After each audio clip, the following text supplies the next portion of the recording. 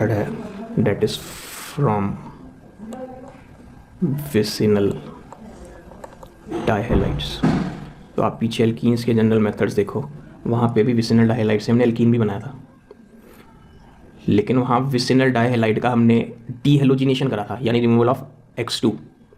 यहाँ विसिनल डाइहैलाइड का हम क्या कर रहे हैं, डीहाइड्रोहेलोजिनेशन, यानी रिमूवल ऑफ HX। पीछे हमने जो डीहाइड्रोहेलोजिनेशन किया था वो हमने एल्काइल हैलाइड का करा था, तो एल्काइल हैलाइड के डीहाइड्रोहेलोजिनेशन से बना था एल्कीन, विसिनल डाइहैलाइड के डीहाइड्रोहेलोजिनेशन बनेगा एल्काइन। कैसे, बिल्कुल सिंपल सा फंडा,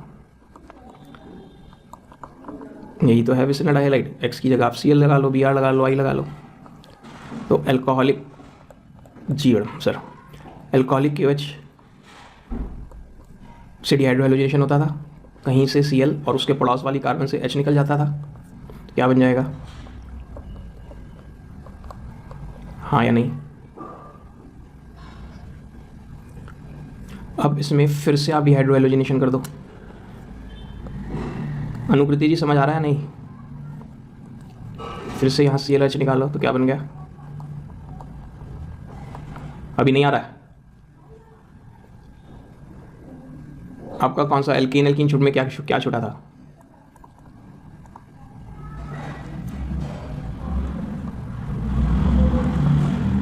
तो पहले स्टेप पे अल्कोहलिक एसिड डिहाइड्रोलेशन हो जाता है, लेकिन दूसरे स्टेप पे स्ट्रॉन्ग वाला चाहिए, तो इसमें कुछ कन्फ्यूज़न है। अगर आप सीधा स्ट्रॉन्ग वाला ही रख दो तो यहाँ तक पहुँच सकते हो। इस कंपाउंड का नाम बता सकते हो अगर लैमिनेट पेज आपके पास हो तो। इतनी चीज़ को वहाँ विनाइल कहा था लैमिनेट पेज पे। चंदन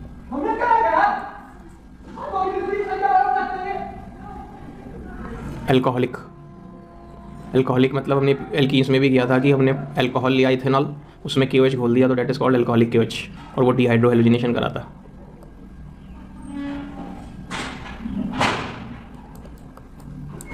और फ्रॉम टेट्राक्लोराइड्स क्या कराना है, डीहेलोजिनेशन, यानी रिमूवल ऑफ X2। कैसे, तो देखिए क्या ये टेट्राक्लोराइड हो गया, थोड़ा सा चेंज कर देता हूँ जिससे आपको कुछ ताज़ा सा भी मिल जाए।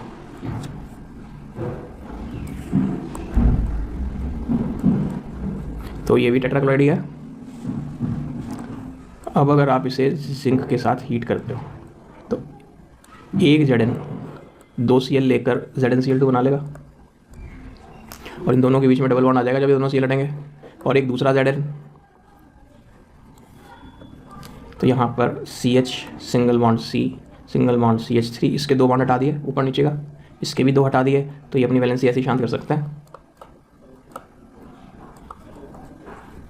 ठीक है क्या, next is industrial preparation of ethyne. अब इंडस्ट्रियल प्रिपरेशन ऑफ इथाइन क्या है कि ये कंपाउंड आपने लिया, this is called calcium carbide. इस कैल्शियम कार्बाइड का आपने हाइड्रोलिसिस करा दिया, पानी से दोस्ती, ये बॉन्ड काटो, इधर OH दे दो, इधर H, ये बॉन्ड भी काटो, इधर OH दे दो, इधर H, तो ये जाना पहचाना कौन बन गया, कैल्शियम हाइड्रोक्साइड, और ये कौन बन गया, CH ट्रिपल बॉन्ड CH। तो दिस इज, या फिर इसी का दूसरा नाम एसिटाइलिन। तो ये इथाइन का इंडस्ट्रियल मेथड प्रिपरेशन भी है, यानी लार्ज स्केल पे इथाइन इस रिएक्शन की हेल्प से बनाया जाता है। ये जो 4th पॉइंट है ये important for 12th convergence. Organic chemistry में क्वेश्चंस होते हैं, उन्हें कहते हैं कन्वर्जेंस, एक कंपाउंड को दूसरे कंपाउंड में चेंज करना, तो उसमें काम आता है ये। क्या है,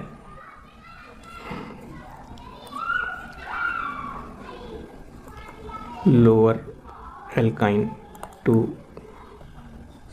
हायर एल्काइन, कम कार्बन वाले एल्काइन से ज़्यादा कार्बन वाला एल्काइन बनाना।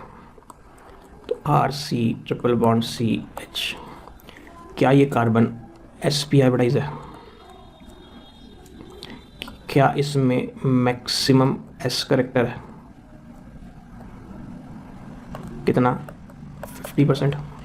क्योंकि कार्बन 3 ही हाइब्रिडेशन दिखाता है, या तो sp3 या sp2 या sp। इस पहले वाले में कितने 4 ऑर्बिटल्स में से एक ऐसा है तो 25% एस, पहले भी बताया था कभी। इसमें 3 में से एक सल्फर है तो दिस इज 33.33% एस, और इसमें 25% एस। हाँ या नहीं? 50%।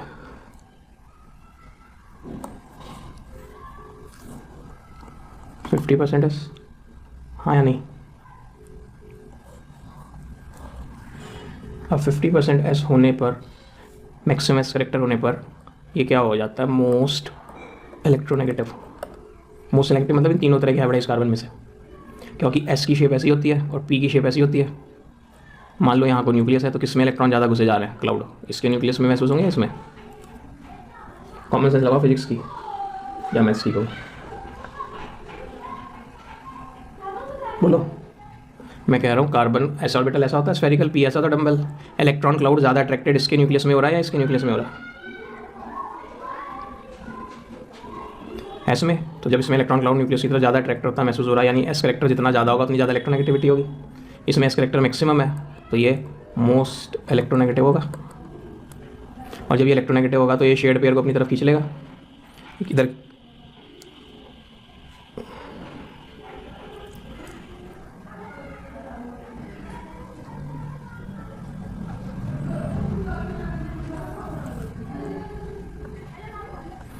अगर ये कार्बन इलेक्ट्रोनेगेटिव हो जाए तो क्या ये शेयर्ड पेयर इसकी तरफ खिसक जाएगा? और खिसक जाए तो इसमें से H+ निकल जाएगा, और ऐसे में आपने रिएक्शन करा दी Na in presence of liquid NH3 से, तो यहाँ से H+ निकल कर उसकी जगह Na+ आ जाता है, और क्या बन जाता है? Rc triple bond C negative Na positive. तो इस कंपाउंड को मैं क्या नाम दूँ? बोलो।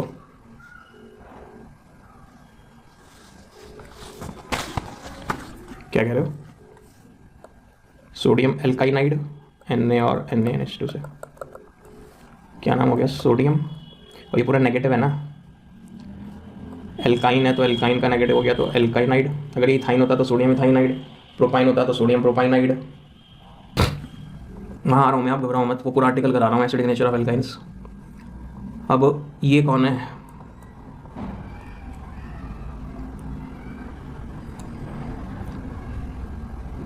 तो ये Cl ये Na को लेके भाग जाएगा। बोला था एल्कली मेटल को हाइड्रोजन दिखे तो फौरन लेके भाग जाता, तो ये बन जाएगा या नहीं?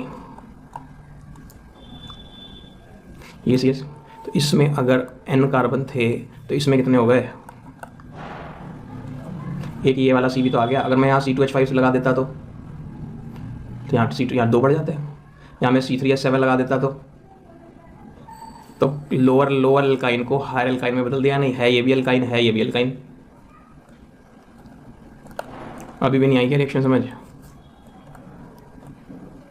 अभी एसिडिक नेचर वाला तुम तो वैसे शॉक हो गए। दूँ नहीं दूँ? लिखने का काम है, स्क्रीन पे लिख रहा हूँ मैं, जब बोलने की बात होगी आप तब तक कॉपी कर लो, थोड़ा सा टाइम बचे।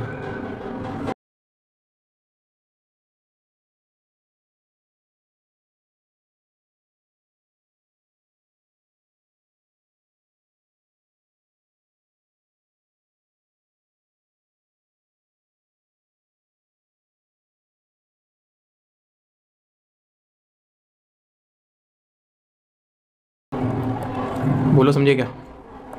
ट्रेंड्स वही हैं जो एल्केन एल्काइन में होते थे, इनमें बस थोड़ी सी पोलैरिटी आती है। क्यों आती है वो भी इससे समझा रहा हूँ, sp हाइब्रिडेशन वाला जो फंडा था। और melting point, boiling point, density लगातार इंक्रीज करते हैं जैसे बाकियों में बढ़ते थे with increase in number of carbon, और ब्रांचिंग बढ़ने से डिक्रीज हो जाते थे या नहीं? BP और डेंसिटी। मेल्टिंग पॉइंट में वही देखेंगे क्लोज पैकिंग, जो जितना ज़्यादा क्लोज पैक्ड होगा उसका मेल्टिंग पॉइंट उतना ज़्यादा होगा, जिसमें जितनी ज़्यादा सिमेट्री होगी। ठीक है, कोई डाउट है तो बोलो।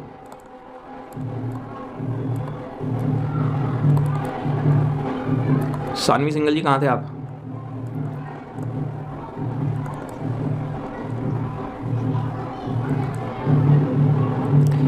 देखिए जी, नेक्स्ट केमिकल प्रॉपर्टीज में आते हैं। एसिडिक नेचर, जो बात आपको अभी समझ नहीं आई थी वो बात अब समझ आती है क्या? ये एसिडिक नेचर आपको एल्क 1 आइंस में ही देखने को मिलेगी। क्या मतलब है देखते हैं। क्या ये eth19, क्या ये prop19, वन मेंशन करने की जरूरत ही नहीं है इनमें, हालांकि दिस इज but19, यहाँ तो बताना पड़ेगा 19 क्योंकि ये भी हो सकता है, ये but2। तो ये जो हाइड्रोजन है, क्या ये sp हाइब्रिडाइज कार्बन पे लगे हैं? और इसमें तो है ही नहीं sp हाइब्रिडाइज कार्बन पे H। तो sp हाइब्रिडाइज कार्बन पे जिनमें H लगा होगा वो H एज H+ निकलने को तैयार है, यानी उनमें कुछ एसिडिक नेचर है। क्यों है? तो अब यहाँ ये तो समझ आ रहा है, sp हाइब्रिडाइज कार्बन में 50% S करेक्टर होता है।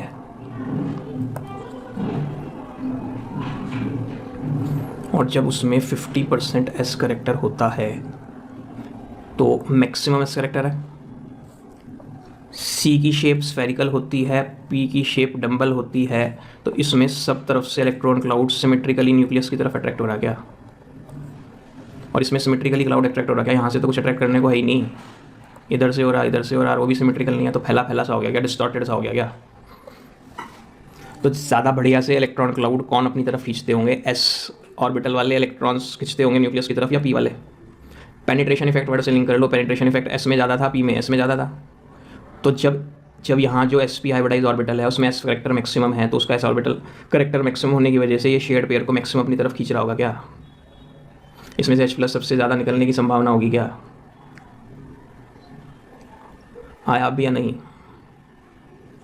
तो इसलिए ये एल्क-19 जो हैं थोड़ा बहुत H+ दे देते हैं ज़बरदस्ती दादागिरी में। वाटर न्यूट्रल होता है, एसिडिक होता है? न्यूट्रल ही तो कहते हैं वाटर को, लेकिन जब मौका लगे तो आयनिक इक्विलिब्रियम में एसिडिक भी मान लिया था।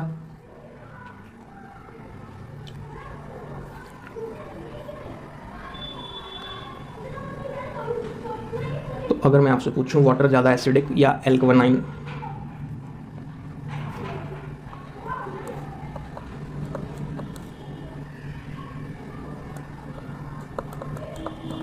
तो जवाब है,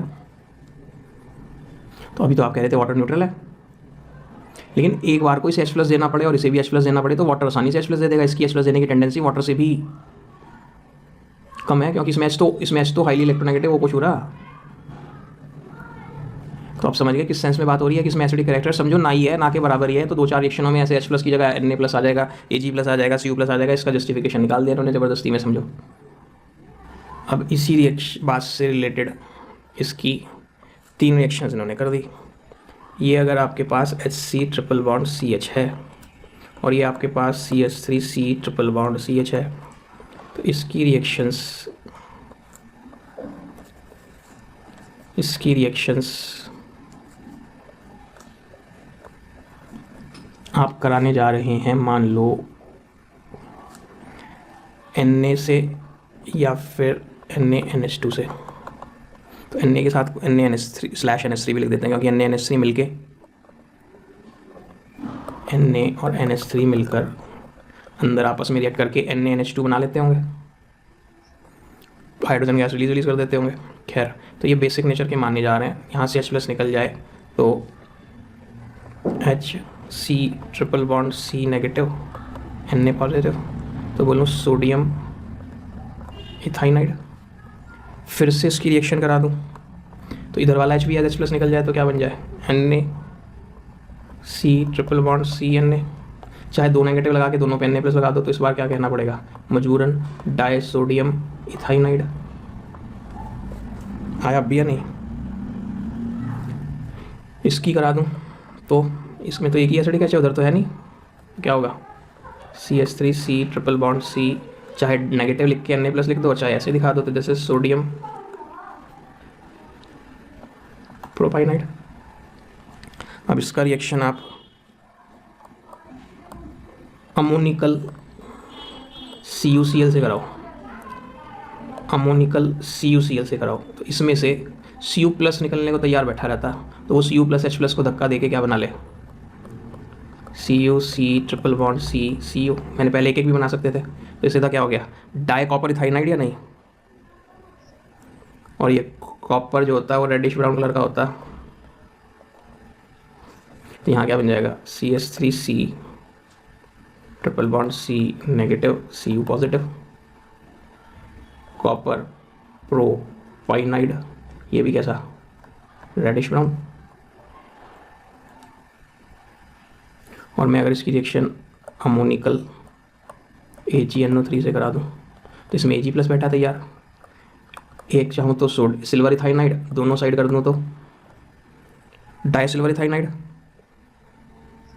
और ये आपका वाइट कलर का होता है, तो यहाँ क्या होगा, CH3C triple bond C negative Ag positive, silver propynide, और ये कैसा आपका वाइट। तो ये तो एल्कवानाइन जो है टेस्ट के काम भी आ सकता है, कॉपर और सिल्वर वाले केस, उनमें कलर्ड प्रेसिपिटेट मिल रहा है, कलर्ड कंपाउंड मिल रहा है। अब केमिकल प्रॉपर्टीज में ही आती हैं एडिशन रिएक्शंस, जैसे एल्कीन्स में आई थी एडिशन रिएक्शंस। तो कैसे एडिशन रिएक्शन, ये आपका कोई एल्काइन है, इस पे पहले H प्लस आ गया यानी इलेक्ट्रोफिलिक हो गया, ये भी पहले इलेक्ट्रोफाइल आ रहा है नहीं, H प्लस इलेक्ट्रोफाइल है नहीं, तो इसे देखकर पाई बॉन्ड किसी एक साइड खिसक जाएगा, मान लो इधर खिसक गया, दोनों सी हैं, एक से किसी भी खिसका दो, तो इस सी पे नेगेटिव आया होगा, H वहाँ जाके चिपक जाएगा, और ये क्या बन गया, जब ये इधर चला गया तो इस सी पे क्या आ गया, पॉजिटिव या नहीं, बोलो। अब H प्लस का कोई साथी भी रहा होगा नेगेटिव चार्ज वाला, मान लो था Z नेगेटिव, तो इस पर कौन आ जाएगा,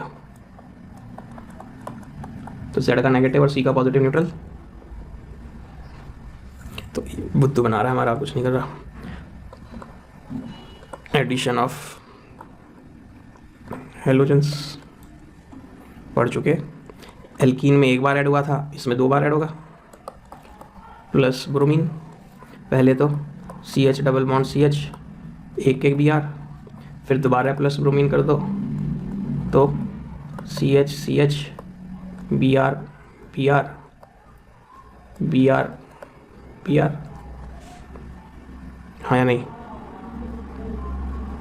क्या tetra halide 1122 tetra bromo ethane, इसको ऐसे भी लिख सकता हूँ CH Br2 CH Br2।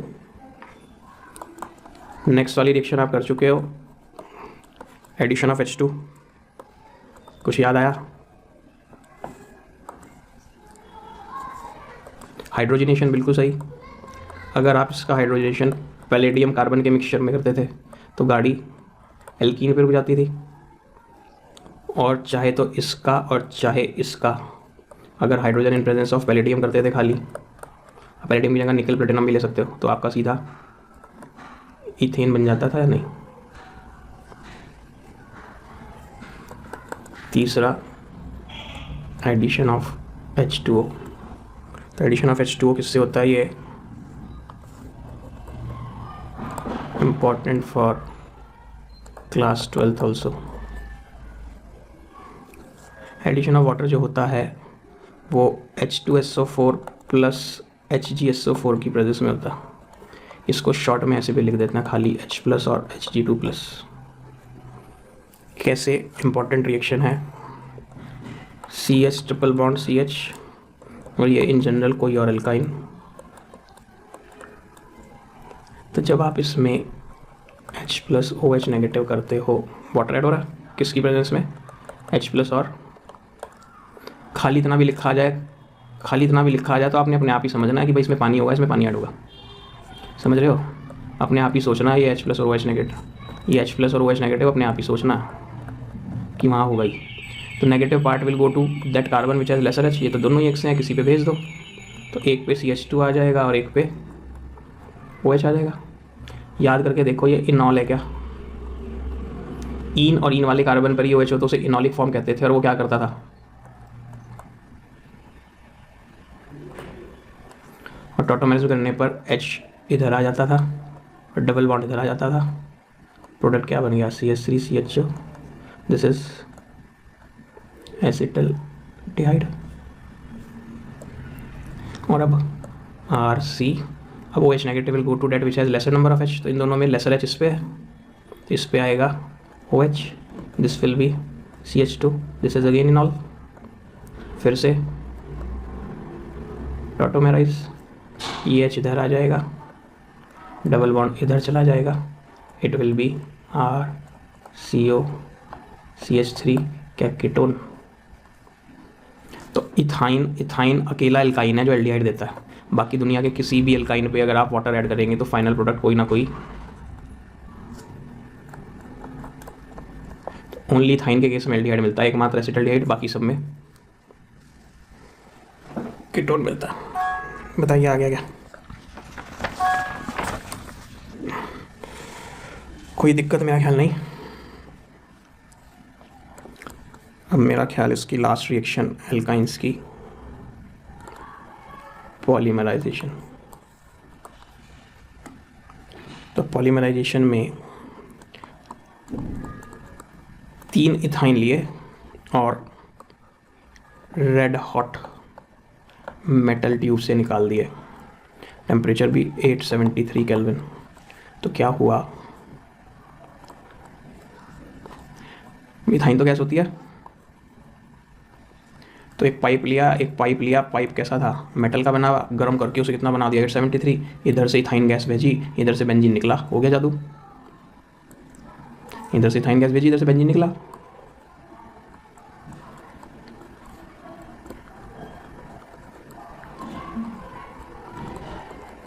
क्या ये इथाइन, ये बॉन्ड इधर गया, ये बॉन्ड इधर गया, ये बॉन्ड इधर गया, क्या बन गया,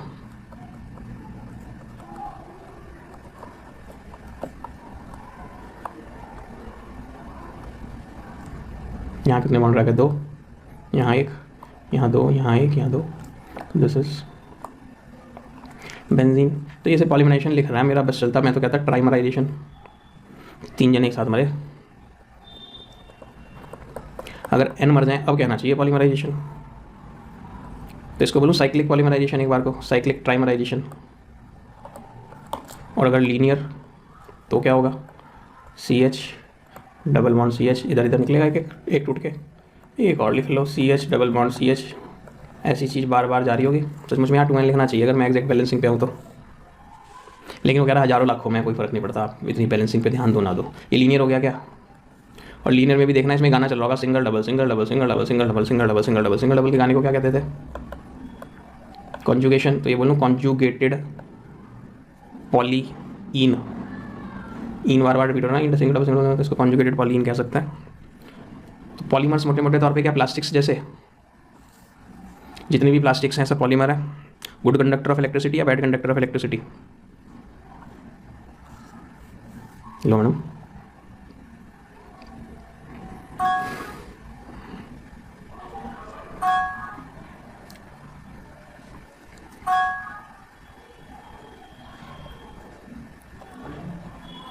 under suitable conditions conduct electricity। तो ये जादुई पॉलीमर हो गया, ये सुटेबल कंडीशंस में इलेक्ट्रिसिटी कंडक्ट करने लगता। आप चाहोगे आपके मोबाइल की बैटरी पतली से पतली हो और लंबी से लंबी चले, हल्की से हल्की हो, पतली से पतली का मतलब यही, जिससे आपका मोबाइल भी पतले से पतला हो जाएगा, जेब में प्रॉब्लम नहीं करे। पतली से पतली में आपको पता चले इसकी बनी हुई जो बैटरी होती है, बैटरी में इलेक्ट्रोड्स होते हैं, इतना तो पता होगा, बैटरी में इलेक्ट्रोड होते हैं, सेल में इलेक्ट्रोड होते हैं। तो इलेक्ट्रोड्स अगर मेटल के बने हैं और इलेक्ट्रोड अगर प्लास्टिक की पतली सी फिल्म बनी है, पॉलीथीन की फिल्म जैसी सी, तो कौन सा इलेक्ट्रोड पतला रहेगा, हल्का रहेगा। तो polyacetylene use as electrode in batteries. और उन बैटरीज की क्या खासियत,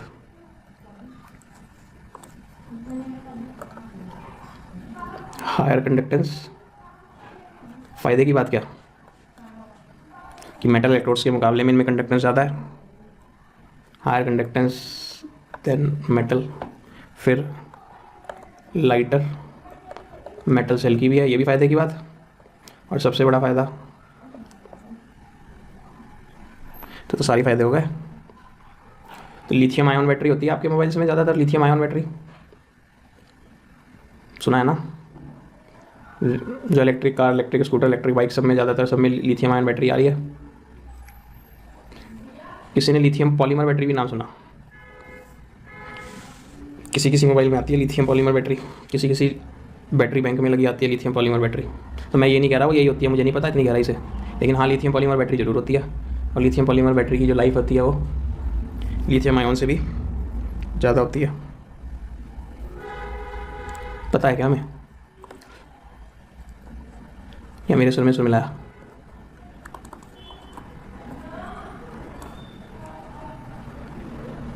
एरोमेटिक हाइड्रोकार्बन्स। आप तो कह रहे थे एल्कीन एल्कीन अल्काइन ख़त्म, बेंजीन भी तो है, बेंजीन भी तो है, बेंजीन भी तो हाइड्रोकार्बन ही है। एरोमेटिक हाइड्रोकार्बन्स को एरीन्स भी कहते हैं, ARENES। इन्हें एरोमेटिक क्यों कहा गया था? एरो मतलब एरोमा मतलब स्मेल। तो शुरू शुरू में जो एरोमेटिक कंपाउंड्स थे उनमें कुछ खास किस्म की स्मेल आ रही थी, इसलिए इनका वर्ड नाम पड़ा था। अब बाद में सब में स्मेल नहीं है, फिर भी अब तो एरोमेटिक का क्राइटेरिया कुछ और हो गया, पहले स्मेल के बेसिस पे आया था एरोमा से। अब ये तो देख लिया एरोमेटिक हाइड्रोकार्बन में बेंजीन में अनसैचुरेशन है।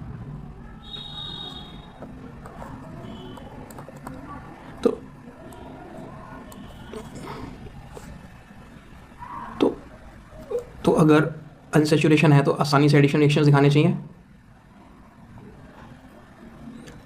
अनसैचुरेशन है तो आसानी से एडिशन रिएक्शन दिखाने चाहिए, और एडिशन रिएक्शन दिखाने चाहिए तो रिएक्टिव होने चाहिए, नॉन रिएक्टिव। लीस्ट रिएक्टिव तो एल्केन्स थे जिन्हें पैराफिन्स कहा था, param affinity less affinity. Alkenes और एल्काइंस तो क्वाइट रिएक्टिव थे because of presence of week pi bond in them. तो इनमें भी पाई बॉन्ड है, 3 पाई बॉन्ड है। अगर बेंजीन को ही पकड़ूँ तो ये तो आसानी से रिएक्ट करने चाहिए, स्टेबल नहीं होने चाहिए, रिएक्टिव होने चाहिए। तो सबसे बड़ा झटका इन्होंने यही दिया, stable despite of unsaturation. Unsaturation होने के बावजूद भी स्टेबल है। क्यों भाई, क्यों भाई? 2 खानदान थे इनके, क्यों पे भी जवाब आएंगे अभी। बेंजीनॉइड और नॉन बेंजीनॉइड याद आ गए क्या? पिछले चैप्टर के शुरू में बताए थे। बेंजीनॉइड में तो बेंजीन रिंग होगा, हैविंग बेंजीन रिंग, कम से कम एक बेंजीन रिंग जरूर होगा। और इसमें क्या होगा? नो बेंजीन रिंग, कोई बेंजीन रिंग नहीं होगा। कौन थे नॉन बेंजीन रिंग वाले? कुछ ऐसा सा बनाया था क्या कभी हमने? पता नहीं मुझे, बनाया नहीं बनाया। इसमें एक कोने पर 5 मेंबर रिंग है और उसमें एक कोने पे एन आ गया, तो बेंजीन तो है नहीं, और इस कंपाउंड का नाम पायरॉल है। और बेंजीनॉइड में बेंजीन तो है ही है, ये कंपाउंड है। बेंजीन रिंग में साइड चेन पे आइसोप्रोपाइल लग गया। क्या आइसोप्रोपाइल? कुछ याद हो? इसका नाम लिखाया था मैंने, क्यूमीन।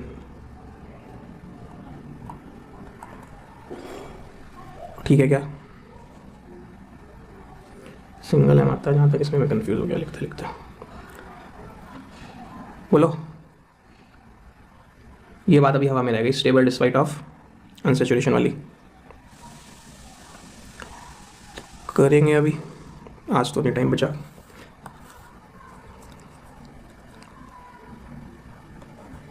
एक सेकेंड के लिए छोटी सी बात कर लेते हैं, इस पर वापस दोबारा आ जाएंगे कल को। Structure of benzene. अब बेंजीन के स्ट्रक्चर पे बड़ी लड़ाइयाँ हुई। C6 इसका मॉलिक्यूलर फॉर्मूला ये तो पता है या नहीं? बेंजीन को सेपरेट किया था, आइसोलेट किया था आइसोलेटेड बाय माइकल फैराडे नाम के बंदे ने। ठीक है, अब इसमें दिक्कत वाली बात कहाँ शुरू हुई वो देखना। सबसे ज़्यादा वेल नोन फार्मूला जो माना जाता है, इसका रिप्रेजेंटेशन माना जाता है, वो ये माना जाता है जो कैकुले साहब ने दिया था। एक ये भी है, ये हिंदी में पढ़ो क्या लिखा है। ये थे क्लास, और एक उससे भी महान व्यक्ति प्रकट हुए, उन्होंने ये बना दिया।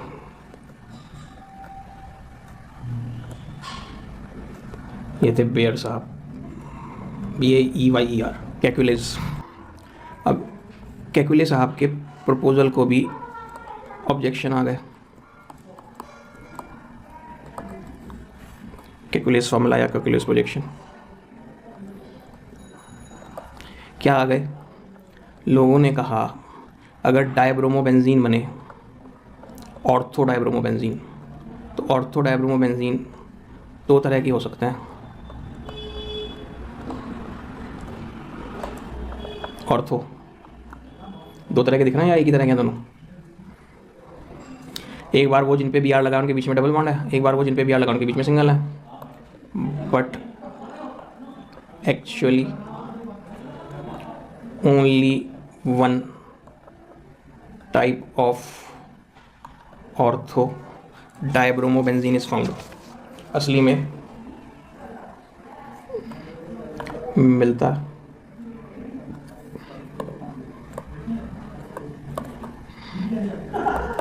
अब कैकुले साहब को लगा कि इनके स्ट्रक्चर में कोई तो कमी है। एक दिन कोई आएगा, नया स्ट्रक्चर बनाएगा, असली स्ट्रक्चर बनाएगा, और जब असली स्ट्रक्चर बन जाएगा लोग इन्हें भूल जाएंगे, और लोग इन्हें भूल गए तो मामला गड़बड़ होगा। तो ये दिन रात बेचारे लग गए इस सोच विचार में कि कोई नया स्ट्रक्चर मैं ही अपनी ज़िंदगी में जीते जीते जाऊँ जिससे लोग मुझे ना भूलें। अब ये सोच ही रहे थे। ये एक्सरसाइज का क्वेश्चन है जो मैं अब कर रहा हूँ। कौन है ये? क्या ऑर्थोजाइलिन पढ़ाया होगा जब वायु किसी पढ़ा रहे थे। जाइलिन वैसे तो असली में 1,2 डाइमिथाइल बेंजीन। तो इसका ओजोनोलिसिस कराया गया। तो इसका ओजोनोलिसिस कराने पर ये झोपड़ी एक ही साइड पे बना दी इनमें, अंदर बनाने में तो सरदर्दी हो रही थी।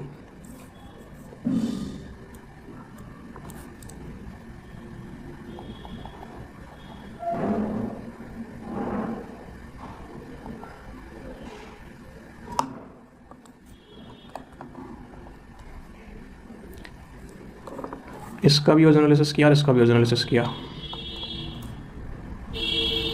ठीक है, यहाँ डबल बॉन्ड था, यहाँ डबल बॉन्ड था, और यहाँ डबल बॉन्ड था। इसमें यहाँ डबल बॉन्ड था, यहाँ था, और यहाँ था। बोलो, तो ये दोनों ऑर्थोजाइलिन ट्राइओजोनाइड हो गए क्या? 3 जगह। अगला स्टेप याद हो, H2O जिंक डस्ट होता था, दीवारें गिरती थी। अब देखो ये दीवार ऐसे गिरी, ये C पे एक CH3, ये C फिर इधर एक C से जुड़ा है, सिंगल वन। C इस पे एक H है, और एक कौन आ गया? डबल बॉन्ड हो। इस पे भी एक H है क्या? नहीं, इस पे तो कोई H नहीं है। वैलेंसी पूरी होगी कार्बन की 4। अब ये ध्यान दो, इस पे कौन है? C पे एक CH3, और एक ये क्या बन जाएगा? डबल बॉन्ड हो ये वाला हो। और इधर इस पे ये CHO, तो यही बन गया ना 2। और इसमें क्या होगा? ये CHO और ये वाला C से जुड़ा है CHO। बोलो, और यहाँ ये CHO, ये भी कौन? CHO 2, और वो कौन?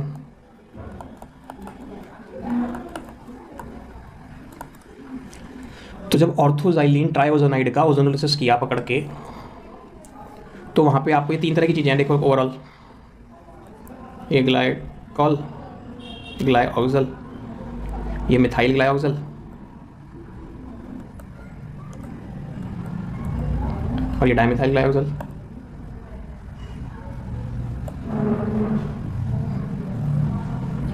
टोटल 3 तरह की चीज़ें हैं, 1 2 3, क्योंकि ये दोनों तो कॉमन एक से हैं।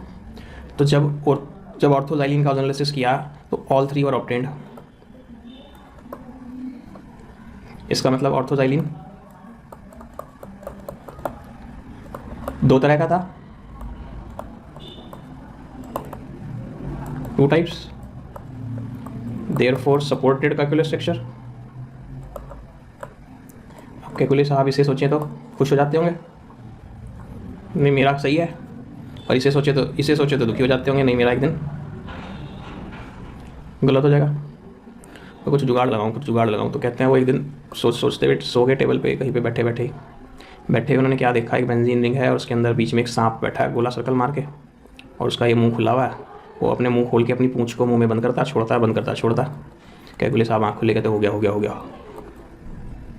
पूंछ बंद कर ली तो सर्कल बन गया, पूंछ छोड़ी तो सर्कल खुल गया। तो इसको उन्होंने कह दिया ऐसे लाया, सब जगह से एक जैसा है, पूंछ बंद खुल बड़ी तेजी से हो रही, तो ये हो गया कैकुलस डायनामिक फार्मूला। डायनामिक समझ गया, जैसे डायनामिक रेजोनेंस में उसमें था, इक्विलिब्रियम में डायनामिक ही हो गया, फिर तो खुल रहा बंद हो रहा